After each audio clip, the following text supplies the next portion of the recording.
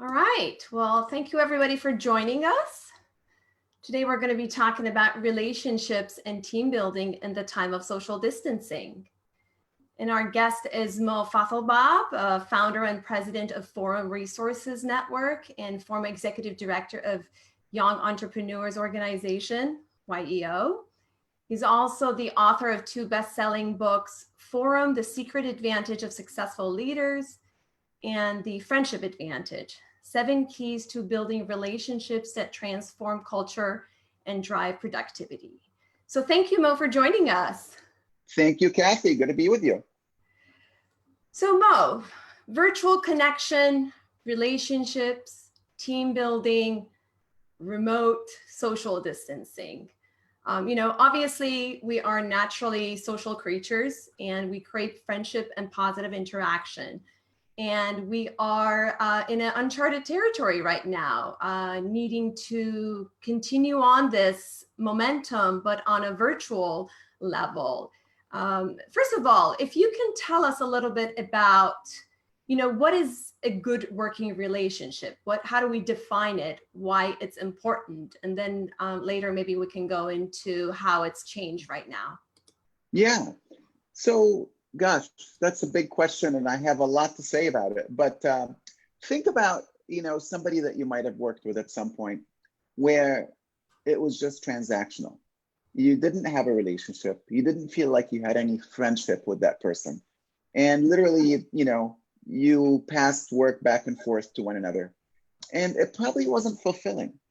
And there probably were challenges in terms of how you perceived one another. And maybe it was okay.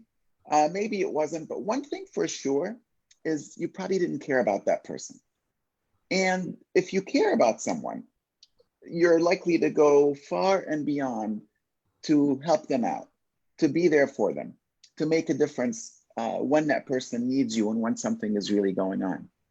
And so in my latest book, The Friendship Advantage, we talk about 7 keys to building those relationships. And, the first is having a common purpose and shared values.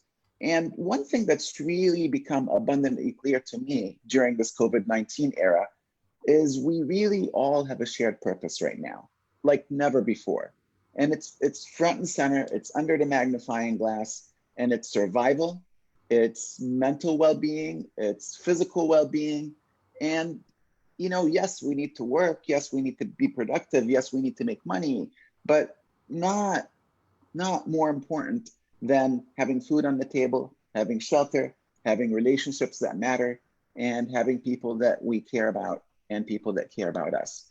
And that support is really, really important. And everybody's feeling it right now. If you're disconnected, it's a tough time. I saw something on the news where 45% of Americans are perceived to have a mental health issue right now because of this social distancing. And so that common purpose and values is the first thing that I would say is good news. And so today, run into anybody and say, how is your life affected by this? And everybody's willing to talk about it because it's safer to talk about it because we know everybody is dealing with it. And that's a powerful thing. Whereas before, we all had our issues, but your issue might be different than mine. And if I think I'm alone and if I don't feel safe, I may not be as willing to be open about it. But now we're all in the same situation together. And that's an amazing opportunity.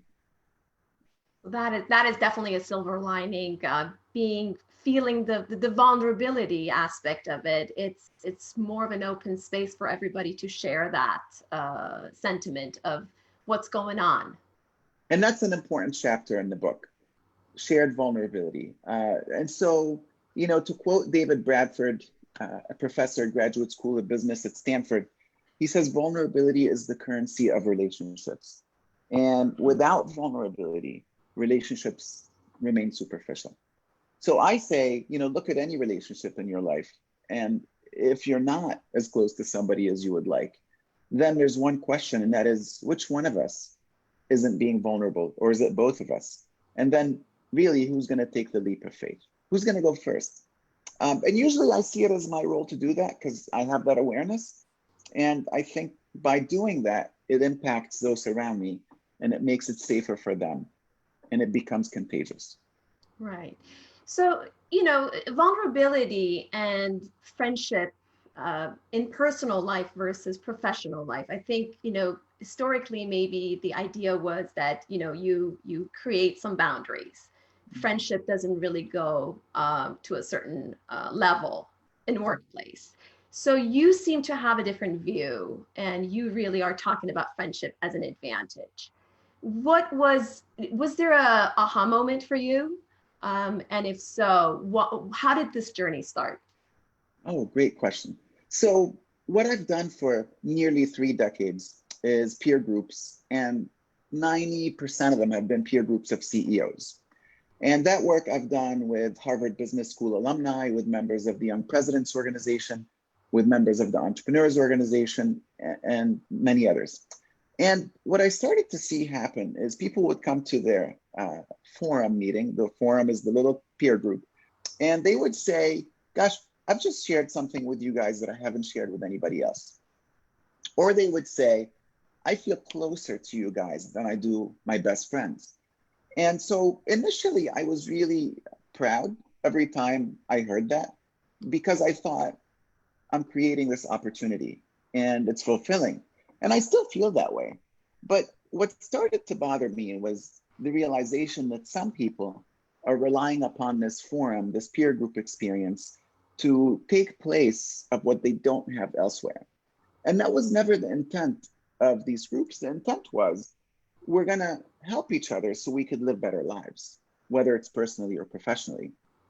So along the way, a lot of the CEO clients would have me come in and work with their executive teams to create this type of an environment. And then I started to realize, you know what? The DNA of what makes these groups work really well is also the DNA that creates relationships across the board, that helps the relationships be deeper, more meaningful, more effective across the board. And that's why I wrote this second book. I felt like my first book was a secret. In fact, the subtitle was The Secret Advantage of Successful Leaders. And so the secret's now out. And that's the whole idea, is how do we leverage those 7 keys in order to make sure we have those great relationships everywhere, not just in the peer groups. And so at work, what then has transpired in the last few months, I started doing some work with mid-level executives at Google. And we literally launched this program February 6th in Mountain View. We had 63 people show up, and we created 7 peer groups, which they call cohorts. And these people have now been meeting every month virtually. And what has been amazing to me is how quickly they've bonded compared to the regular groups, even though the meetings are on a virtual video platform like Zoom. We use Google Hangouts. But because of the COVID-19, I believe everybody is finding this common purpose and this common enemy. And that is creating bonding way faster than I see under normal circumstances. And so it's been a gift for them. And, you know, they're grateful. The gratitude that they express at the end of every one of those calls is really just heartwarming. Right. Now, question, what you're talking about in terms of friendship and relationship, this goes across an organization. It's not only the CEO or the manager, it's technically everybody in the organization, right? Yeah, so these groups are designed so that there's nobody in your peer group with whom you feel like you have a conflict of interest. So if there's somebody in the group that would prohibit you from being open because you feel like there's something that's going to be funny, whether it's your direct supervisor or what have you, then you wouldn't be as open. And so in creating these groups, the people are selected so that we know they can be peers without any fear of the environment that they're in being unsafe for any reason. So that's a key piece of it. But it's not just for the CEOs anymore. No. That is the point of this new book and the point of this new initiative. Everybody, I believe, deserves to be in a peer group that is a supportive group to help them with life issues. Right. So you talked about the first point, the first advantage being a common purpose. Can you just briefly go over the other 6? Yeah. So one of them was vulnerability. So we touched on that. Another one of my favorites is mischievous fun, and we'll come back and talk about that just a bit. The one that probably is the most, I don't know, the one that gets the most interesting conversations is the one I called kind truth, which is the ability to have difficult conversations in a kind way, speaking your truth in a kind way. So that's an important one, and that one is really, one that we should dive into as well. Reliability. Are you going to be there for me? Will you show up for me? Will you be on time? And reliability means different things to different people, but without that conversation, we can let one another down. And then judgment free. And so if we have a judgmental environment, people are less likely to be open and honest and real and tell their truth, as painful as it might be. And then in no particular order, the last one is sharing and generosity. And that's not just money, but it's what you do. Are you giving your time? Are you giving your ear and listening to somebody in need?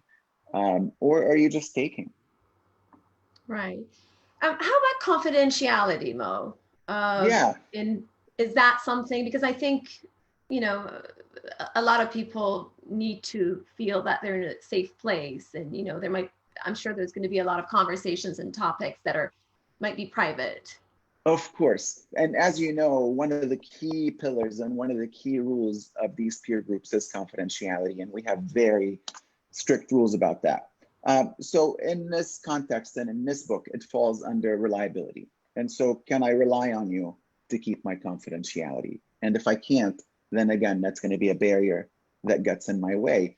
And usually what happens is, people start with sharing something, and over a course of time, if they find out that what they've shared has been compromised, they don't share anymore. They recoil. But if they know that it's going to be absolutely adhered to and nobody's going to share it outside of the group, then they start to build more and more trust, and they start to share more and more. So do you think the virtual connection that's becoming a new norm right now, is this going to be something that we're going to see more and more across the board in professional, business, personal life? I think we absolutely have been forced into a situation where slews of people have never tried what we're doing right now. And once they As a matter of fact, this is the first time I'm talking to you about this on this platform. Oh, there you go. There you go. Yeah. And so, listen, I'm going to make a joke about one of my friends who's been just... I'm counting on you to joke. So he's overly cautious, and I don't fault him. I think it's a time to be cautious, but more so than the average bear, he's cautious. And so our joke is, he may never hug again. And so let's not forget the importance of physical touch and being able to actually shake someone's hand, or to give somebody a hug, or the European kiss on the cheeks, whatever it might be. I think that stuff is absolutely essential. That doesn't mean that we have had a surge of these video chats, and a lot of people are going to find this is a good alternative. My life prior to COVID-19 was getting on a plane 2-3 times a week. And guess what? Things are changing. And so is this a good alternative that works, that absolutely is going to take more precedent as we go forward? I believe so. Is it 100% replacement for the physical absolute being in the same room? It is not. But it's darn good. We're getting there. We're getting there. We're going through all the motions. Yes, for sure. Yeah. So the other thing that I wanted to touch on is, in terms of the challenges. What are some of the challenges in a peer group that we might be expecting? So the first thing is commitment. If people are not committed, if they don't show up, if I can't count on you, then it doesn't work. The second thing is, are people willing to be generous in their sharing? And so if we're in one of these groups and people are just speaking about sports, traffic, and weather in the news, then they're not being vulnerable and they're not being real. But the moment somebody takes that leap and becomes real, people follow, and then it's an experience that's magical and meaningful. But I will tell you, I've been in my group since 1991. And to think that we've had this amazing group of people that knows me since that day is really profound, right? I mean, these are people that know each other like their own brothers, if not better, or sisters, and that's a gift. That's a real gift. That is a gift. The hard truth. That's the one that I'm always really interested on. Um, can you tell us some of the pointers and some suggestions for how one can express the hard truth? Yeah, yeah. So it's kind truth. We call it kind No, I'm truth. sorry. It Hard was truth, not kind. hard. I like yours better. Yeah, well, if you say here's the hard truth, that might come You will out get a without the different. kind. I was being very truthful. Exactly. Right. So the thing that I've seen is, and this is just my opinion based on my work for all these years in this space, is there's kind of two kinds of people. Those who would prefer to just sweep it under the rug and hope that it goes away. That's my natural inclination. I fight it all the time. And those who I call bulls in the china shop, who don't care how it comes across as long as they say it. So between those two models, there's this vacuum of lack of effective communication about a difficult conversation. Mm-hmm. So if you're a bull in the china shop, you might think you're saying things that are important for you to say, but you might not notice that the other person shuts down and stops listening. You might not notice that it's not getting you the results that you want, because in the process of expressing your hard truth, the person is feeling attacked. On the other side, if you say nothing, and I'll quote somebody here, it's like drinking poison, hoping the other person will die. And so, really, how do we find the middle ground to communicate openly, honestly?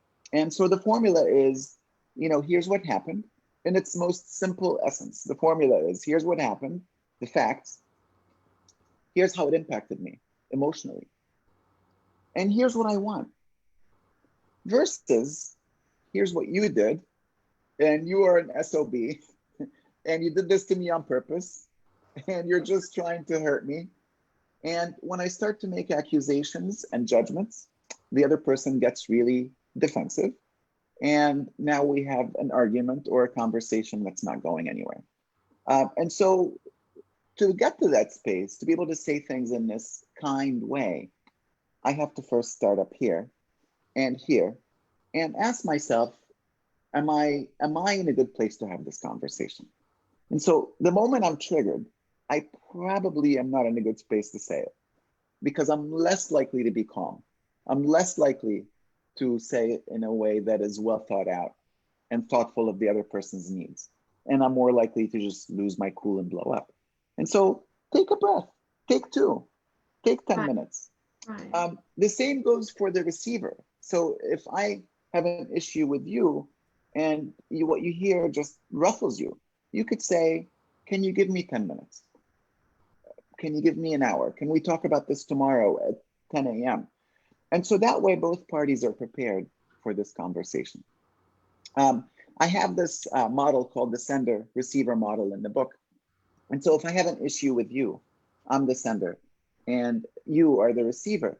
And both parties have responsibilities in order to have the conversation go effectively. So as a sender, already I talked about, I have to say the facts. I have to express my emotions. I have to have a clear request. Here's what I want. Otherwise, I'm just yelling at you. I have to be brief. And so if I tell you, here's my issue and I ramble for an hour, what I've done is I flooded you and you stop listening and you just can't absorb it all. And so really, I have to say everything in a very concise way. And then you have to demonstrate hearing it. And so you would say, Mo, let me see if I heard you correctly. Before you get into any, disagreement or discussion, here's what I heard you say. Do I have that right? And by making that confirmation, two things happen. One, we actually confirm we're talking about the same thing. And two, I feel heard. And my feeling heard is more than 50% of the battle in us getting to a middle ground on the situation or having a common understanding. It's the validation of where you are, right? Yeah, yeah. Mm-hmm. Irrespective of whether I agree with it or not. One of my rules in life is your emotions are yours and they're true. They're facts for you. And so if you say, Mo, I'm angry, and I say you shouldn't be angry, I'm going to make you more angry. That is true. Yeah, that's a great point. Um, Obviously you're a big advocate for mind body. I know you're a amazing yogi. Um, Connection and well-being, mind body. What can you tell us about the connections here? Yeah, gosh, well, it's so big. It's so important. It is so important. So, for me, I've been practicing yoga for consistently about 13 years, but probably about 20 years. But I also practice gratitude. I also meditate. And meditation and yoga to somebody who isn't practicing either might sound like the same thing, but I think they're different. But, when I started meditating, I remember without a doubt, I would walk to my office, I'd step in, and if I looked at my to-do list and it was, daunting, just 5 minutes of meditation, I look at the same list and I'm calm and I'm like, all right, let's go after this. And one by one, I knock things out and everything is fine. And so I call this my personal resiliency training. I call it my being kind to myself. And if I'm not doing my exercise, if I'm not meditating, if I'm not focusing on my gratitude, I'm not good. And if I'm not good for myself, it's hard for me to be good to other people. And so, yeah, I think the mind and the body are absolutely connected. And, the emotions manifest in the body, right? You feel them. If you're not happy, if you're angry, you're going to get clenched here, right? If you're scared, you might feel it in your gut. It's all very connected. And all these practices are critical part of my personal well-being. Right. So Mo, what would be your recommendation, just short and sweet for, audience that are really trying to connect, might be having some difficulty remotely? What are some of the tools that you might suggest? Yeah, so I mean, there's different ways to connect, and different people have different needs. So some people connect better one-on-one. Some people connect better in a group. And so I think both modalities are important in that regard. Some people connect through deep conversation, and some people connect through mischievous fun. And so I have a dear group of friends that I've been friends with for 25 years, and we'll do a virtual happy hour and we'll have a drink and we'll shoot the breeze uh, just as we did when we were together, even though today we're spread across the country. But you know what? It is, we laugh, don't forget laughter, and we have fun together. And that's just lifting up the spirits. It's another way to really feel good. And so, I would say video is better than audio. Audio is better than an email. Email is better than a text. All those things are good, and you could connect with anybody quickly through text. I'm not saying don't. I do it all the time. But there is something different when I see you, and I see you nodding your head, and I see your reaction, and I see whether what I've said has left you smiling or left you frowning. So yeah, do some one-on-ones, do some group stuff, do some deep stuff, do some fun stuff, do it all. The other thing that I've started to do is make a list of all the people that I want to reach out to. And so because I'm not in my normal course of business, there are some people that I would see and talk to on some regular basis that I'm now not seeing naturally as a part of a course of my life. And so I'm making a list and I'm saying, you know what? I'm going to connect with this person every month or every 2 months or every year, whatever it is. It just helps me to stay connected, because as a social being, I really have found that to be important in order to keep my sanity. The other thing is, and I know that social distancing and physical distancing can be confused by folks, but what we're being asked to do is physical distancing, not social Fine. distancing. Right. And so I think it's really important to not forget that point, because social distancing, I think, is just is a It'll be dangerous. harsh. Yeah, it'll Very be harsh. harsh. Absolutely. Right. And I think you touched on a really good point too, in terms of friendships. You know, old friendships, new friendships, connections, they all bring something different to the table. And I think trying to nourish and cultivate all of them is really the key. Yeah, Yeah. absolutely. Yeah. Absolutely. And I think, you know, so something else for us, you know, in Old Town Alexandria, is we have these townhouses that are all lined up next to each other. And so we've got this amazing neighborhood, and you know, you step outside and there are some neighbors. And at happy hour, sometimes we'll go outside and have a drink, and we keep safe distance. And it's been 6 feet until yesterday. I think we're now up to 4 meters. So that's just going to make things a little, you know, more selective with who we got to hang out with. But it's also been a gift to have, you know, a neighborhood where we could get out and have a conversation and just talk about how things are going. And Right.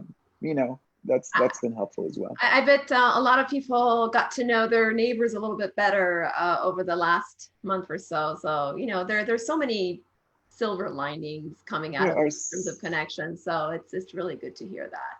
yeah, so Yeah. many silver linings. Absolutely. Yeah. Absolutely. Well, thank you so much, Mo. It's always a pleasure to talk to you and hear your Thank you. perspective. And, you know, again, it's what we're experiencing is physical distancing. It's not social distancing. So get out there, video chats, text, email, whatever makes you feel good. Let's stay connected, right? Let's stay connected. I like Stay that. That's connected. our motto of the day. That's it. Thank you so much, Mo. Thank you. Thank you, Kathy. You Uh-huh. too. Bye-bye. Bye-bye.